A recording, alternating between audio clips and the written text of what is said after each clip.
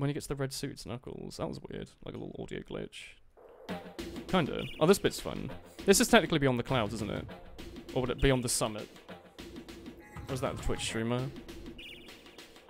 The 1000-year door shuffleizer is fun. I haven't played 1000-year door once, though, so shuffleizing it doesn't seem like a good idea. Summit beyond the clouds, yeah. This is the snow level. You've got a bit of time before the things start attacking, so you can climb all of these. You could probably get the yellow suit that you find here to get more bonus points, but I'm not too worried. You just have to basically, like, you're on this big old ship going to go and find where Reflux and the boys are, and you have to protect the ship just by, up we go, running around and smacking all the cannons like this. I don't know if there's like a hidden teensy around here. It's just a pirate ship. Because I thought I heard a help, but I don't actually know if that means there's like a teensy off board or something. Or what. It's quite... I don't know how like, I don't think I've died here very often. So I'm being a bit relaxed about it. Maybe I should be a bit more careful. We just have so much HP, I just feel like it's so hard to be worried about anything at this point. Bye, bonfire. But yeah, you just run around the ship for like 5-10 minutes, smack all of these things. It's a fun little adventure, quite different from the rest of the game. And it has really good music. You mind? I don't know how long this actually takes. I always said like 5 minutes. I don't really know. But you have to complete all of this. There must be like a teensy that gives you that blue suit, right? Because I don't know where the blue suit actually spawned. Unless it's here. Is it just here? Oh, there you go. Don't know what purpose that does. I guess it just gives you loads of points. Run around like this. I'm assuming you get points for killing them. And then it starts to build up. There's more boys attacking the ship. Not very nice of them. Oh, got a bit full damage. But the Wind Waker randomizer is quite fun also because you can beat it glitchless. So even if you're not like a speedrunner and you know how to do wall flips and stuff, you can do it fast, obviously. But if you don't know any of that stuff, it's still like there's logic in the system, so it randomizes in such a way that you can still beat the game. Like none of the progress items are hidden behind bombable walls before you get bombs, that kind of thing. And there's different ways, so you can randomize it so it takes 8 I think the level's nearly over. You see that stuff over there? So you can randomize stuff like, you know, whether or not you want the treasure charts in Wind Waker to contain items, whether or not you want the Triforce charts to be randomized, that kind of thing. So you can make the runs really, really long. I think I watched Gymnast play it for like 7.5 hours. He got quite unlucky, but I think theoretically it's only meant to take like 5. I think that's it. So I don't know if we have any time, but we might have a teeny tiny bit of time to just try and... Don't really know what that actually does. There must be like a secret or something. What purpose do you serve? I have no idea. There must be like a secret one somewhere. You're in London, it is very great. Oh, it doesn't spawn you on the island until you touch the ground. That's cool. I really like this level. It's really short, but it's quite cool. There's a lot of snowmen everywhere. You started your second seed recently and then had really bad RNG. Yeah, you can make it so that key items are kept in the same place. And there's loads of little, like, quality of life improvements. So, like, in Wind Waker, normally you have to do a little side quest with all these... Well, these are quite loud. To get all these gems to make the Tower of Gods appear. But in this, you know, ISO version of the game, it automatically completes everything. So you don't have to run around, and it gives you a swift sail, which is quite cool. So it really is just going around trying to open up all the chests in Wind Waker. You don't have to worry too much about spending ages on sailing. You just have to knock him back hard enough. You just do some slightly sped up things. And the idea is you grab this, and then fully charge. Rabbids Go Home is a PC port apparently, only released in Poland and Germany, and only has 16 out of 40 levels. Just having the primary objective ones. That's weird. What do you press? X? Yeah. Cool. And you can also smack all of these with your fists, can't you? Don't know if you need to charge them at all. I don't know if this serves any purpose, I could get points for it, but it's always quite fun. Spam B really, really hard. And you can go back and fetch the red thing to try and kill this thing up ahead faster, but it's not really worth it. I think it takes like 2 swings to kill him anyway.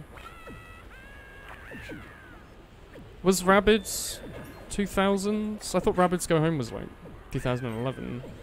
Knock him into the fire. Can I? I can beat you.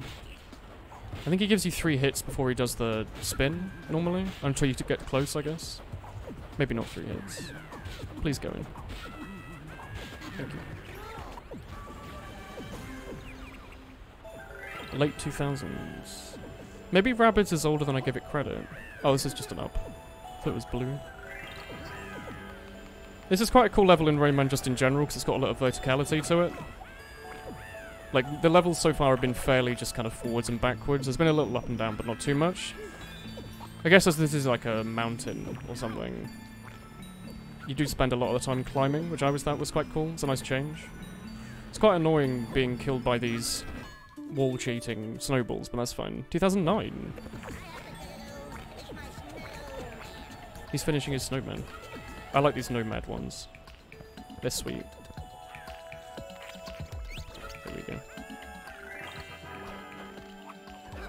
Oh. I should probably go through in my own time and find all the secret levels one day.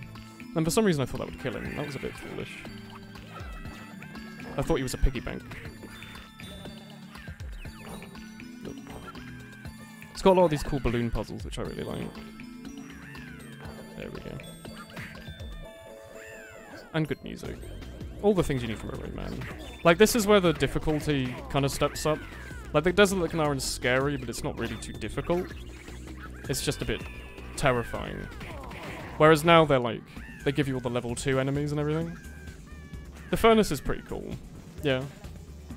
I like the industrial theme. I think it's faster to electrocute them if you've still got the blue than to charge, but I don't think these ones get electrocuted. No, they do. Sometimes. It's a bit weird about it. Yeah, I do think it's faster to charge a shot. Come here. I want to get my points. Do I have to... They don't go through walls? I thought they did. Okay. You have to wait for him to stop that attack. Like, some of the particle effects in this game, it's quite difficult to tell where they are on the screen, because they're not 3D models like these shots, they're just sprites. It's quite tricky to know exactly where they actually are, so it's quite easy just to run into everything. Come on. There we go. Hell yeah. I'm playing this on a Wii. I'm using my capture card. Playing it with my GameCube disc. And loading it through Nintendo, so I don't have to bother using a Wii sensor bar.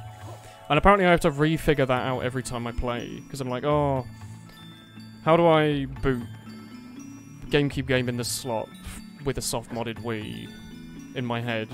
I have to fiddle around with all the things I've got installed, and eventually I figure it out. Which is a bit weird. You normally use that to load ISOs on like a USB, but it has got an option to load stuff in the disc. I don't know if there's a secret area to the left there. Might be the armory. No, I think it's called the furnace, or something. Like the incinerator. It's the level just after this, when you do the snowboarding section. And it's all fiery. I want to go up to the top left and see if there's a hidden wall. Ah! Ah, hello. Here we go. Little cheeky hidden area. Oh. I love working in the mines. Oh no. That was a pretty big, that was like 6,000 combo. Is it just called Hoodlum Headquarters? Is it just the boss that's called the Furnace, then? Because Hoodlum Headquarters is definitely what it's called, yeah. This is something I really like about this game. Like, I've mentioned it a couple of times, but most games would just have that section be out of bounds. Oh, it's L to switch the camera. I forgot. Most games would just have that area to the left be an out of bounds section, but this game says, like, nah. If you can jump to it, it's probably got a secret in it. And I have no idea what that squeaky thing is. Is he underneath? I also don't know what that sound is. Like the weird bird sound effect. But yeah, like, I just like that. That was a secret over there. But look, there's a little snowman here. Little cheeky snowman. Very cheeky. Got a little hat on. I love the idea of them sitting here practicing their shooting against snowmen.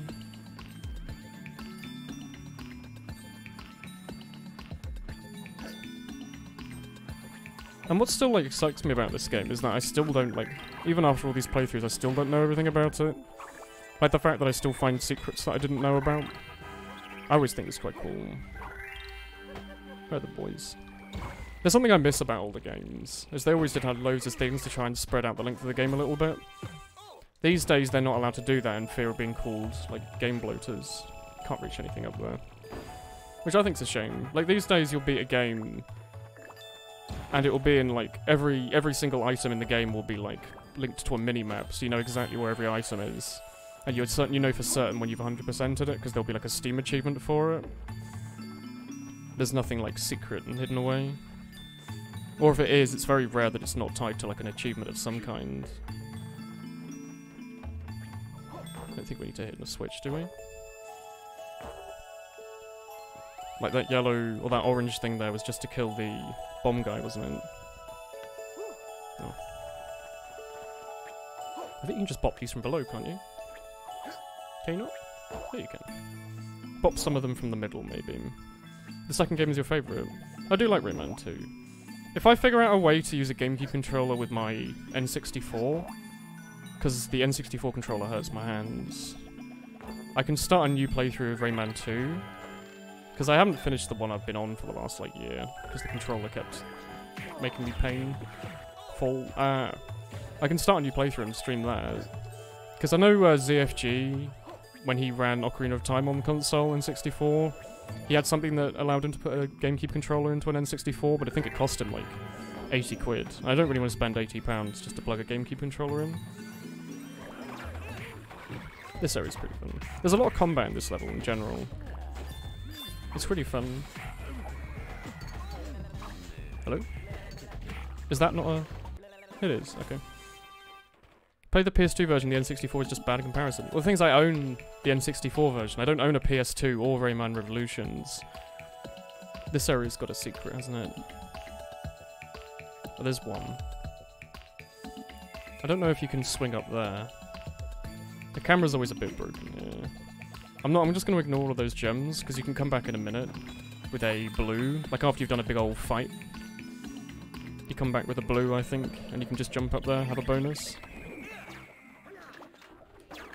I mean, Rayman Revolutions might be more interesting, because I've definitely played the N64 version a million more. I think I played through Rayman Revolutions like twice, and this thing's a little glitchy. Like, that's always been glitchy, I think. The snowmen also are a bit glitchy with that, but you know, I played through the N64 version a million times because it was what we had when I was teeny tiny, and I'd always get stuck on the last level because the controls for it were awful. The one where you had to like shoot the missile, or you had to ride the missile cigarette butt thing through the 3D area to try and beat the Razorbeard boy. I always thought the maze to there was like impossible, just the controls were awful. Like Rayman Legends, it's your go-to waster game. I don't own it, but that one might be on Steam, right? Like the modern platformer Raymans are pretty modern, right? They're like 2013 era. Have a little bit of a fight coming out.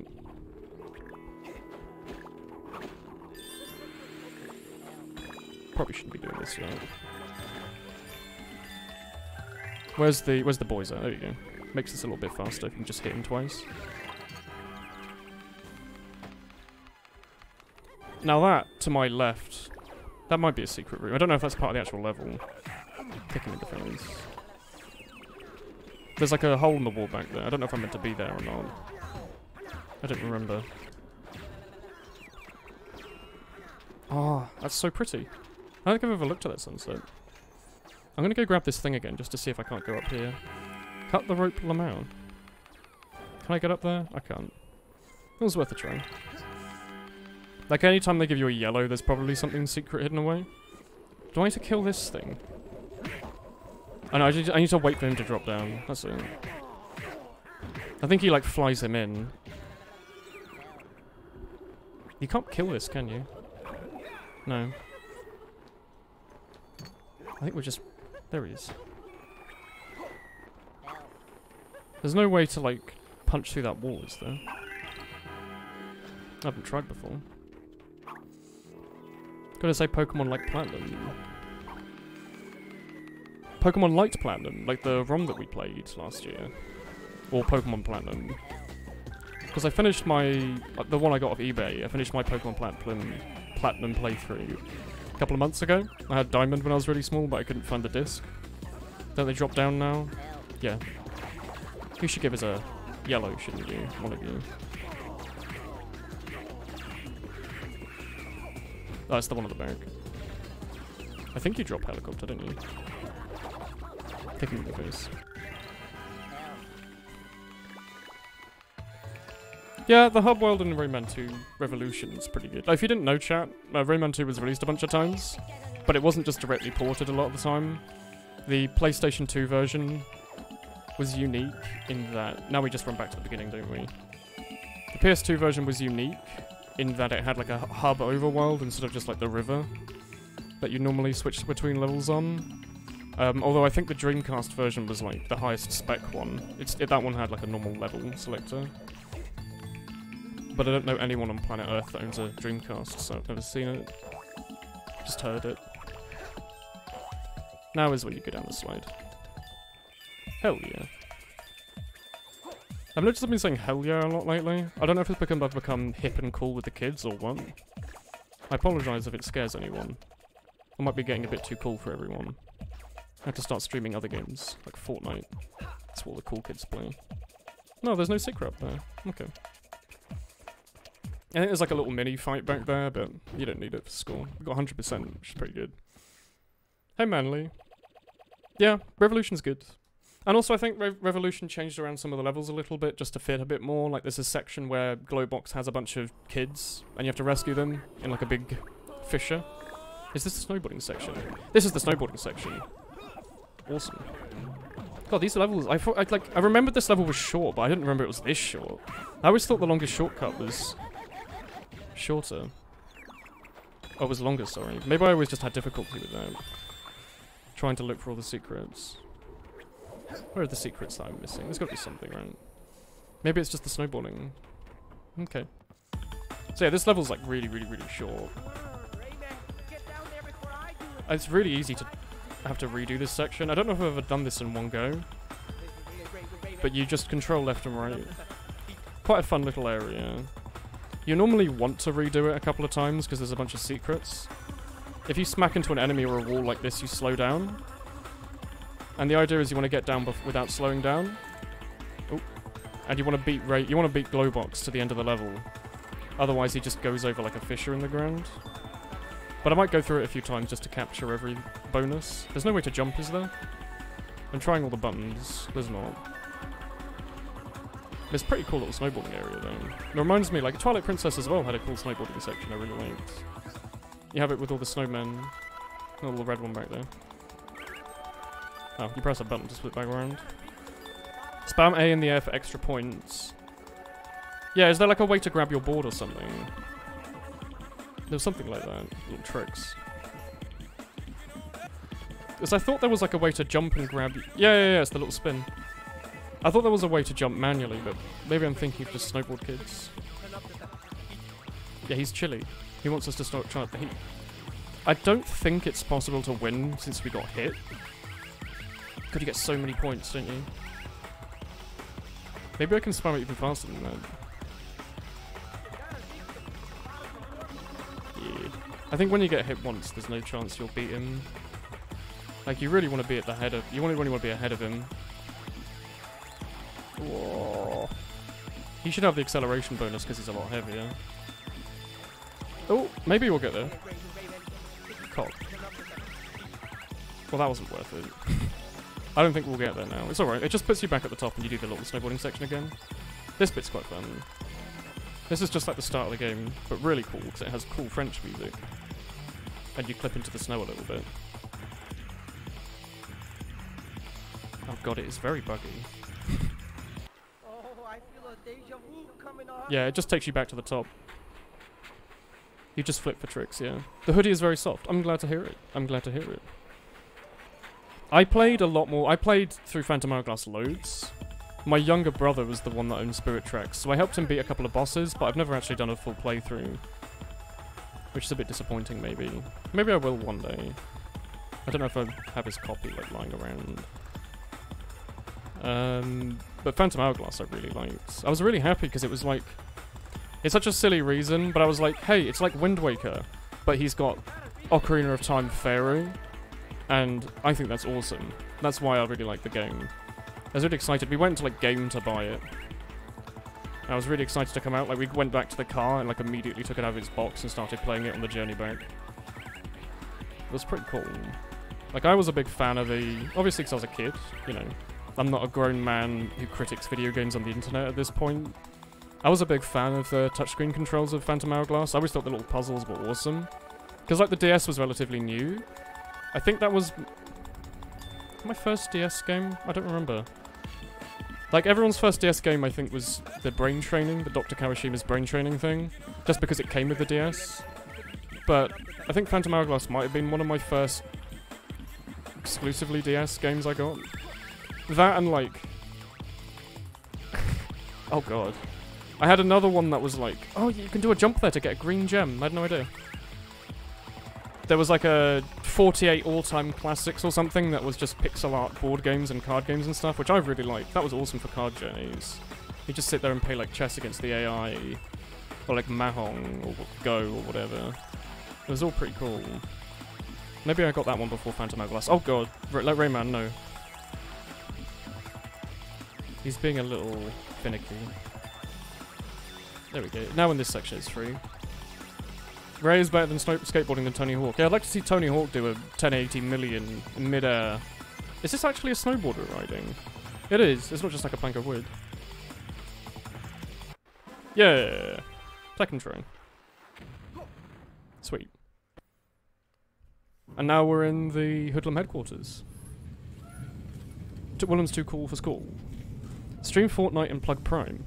Hey chat, did you know that you could use your free Twitch Prime subscription and it will give you Fortnite loot over at twitch.tv/sellout, a Woolen sleevelet. It gives me free money